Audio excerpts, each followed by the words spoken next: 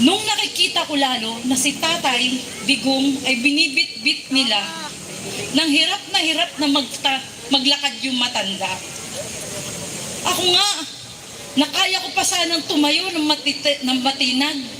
Ginanon nila, babae.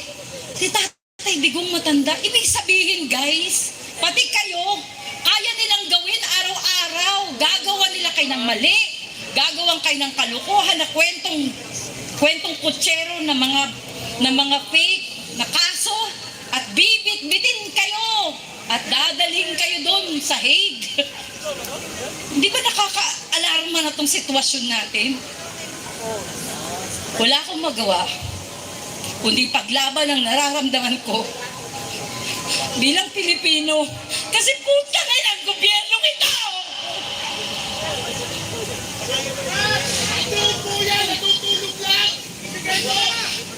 Putang inang gobyerno na ito nung ginawa niyo sa amin.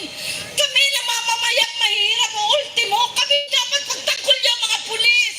Kayo ang gumawa ng ganito sa amin. Araw-araw, mga kababayan, ako ay nagtatakot sa kalagayan ng pamilya ko. Binabalik-balikan nila kami sa bahay ko. At sinabi sa amin, tanggapin niyo na kung ano inaalok namin. Ano bukas? Sa makalawa, eto na lang tayo. Bongbong, ano ba to? Hindi ito presidente binoto ko! Hiyang-hiya ako! Araw-araw tayong ganito, natatakot sa mga taong yan, imbis na kayo magtanggol sa amin. Natatakot na may magsalita rito. Uy, at pala habang tumatakbo ko dyan, habang nagmamaneho ko, may papatay na lang sa akin. Sinong kalaban ko? Si General Torre na walang katakot-takot. Siyang batas? Hindi niya iniisip may konstitusyon tayo. Bakit siya nasusunod dito? Bakit pa siya nasusunod? Hindi ito ang gusto namin.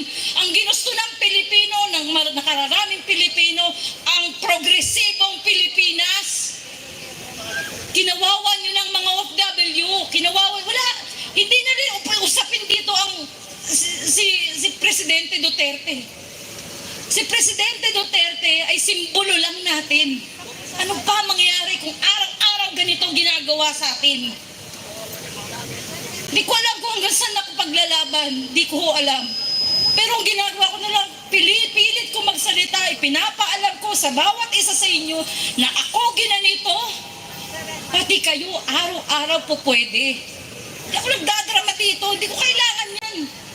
Wala akong pera, wala akong pinatago. Kahit ngayon, patayin niyo ako. Ano pa mawawala sa isang katulad ko? Binusabos niyo na ako eh. Nilagay nila ako sa kwarto nila. At bawat darating, tinuturo ako, nadalhin ako sa Hague. Nalagitay lang ako ng aeroplano para dalhin doon. Natutulog ako sa opisina ni General Torre na ang nakasahig lang sa akin ay karton. 6 na araw, 6 na gabi yun. Pero sila, yung mga nandyan sa CIDG, yung kakapal na buka, kung tumingin sa'yo, kala mo ikaw ang may utang na loob sa kanila. Hindi ko na alam saan ako pupunta. Hindi ako nanghihingi ng pera kahit kanino. Ang hinihingi ko sa inyo ay paglaban nyo ang pagka-Pilipino ninyo. Wala na tayong pag-asa. Ayokong mawala ng pag-asa ang mga anak ko. Ayokong mawalan kayo ng pag-asa. Lumaban tayo. Ipaglaban natin ang kasarinlan natin na pinaglaban na ng mga Pilipino noon.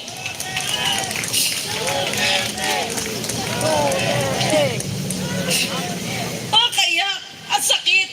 Pero hanggang kailan tayo gaganituhin ng gobyernong binoto natin? At ang namamayani ngayon yung mga tao na kinaayawan natin noon. Ang mga oligarkiya na patuloy dyan na minamanipula ang ating gobyernong bangag.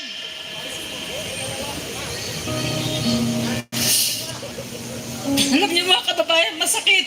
Pero wala na tayong magagawa. Kailangan na nating magsalita. At sa pagdating ng eleksyon na to,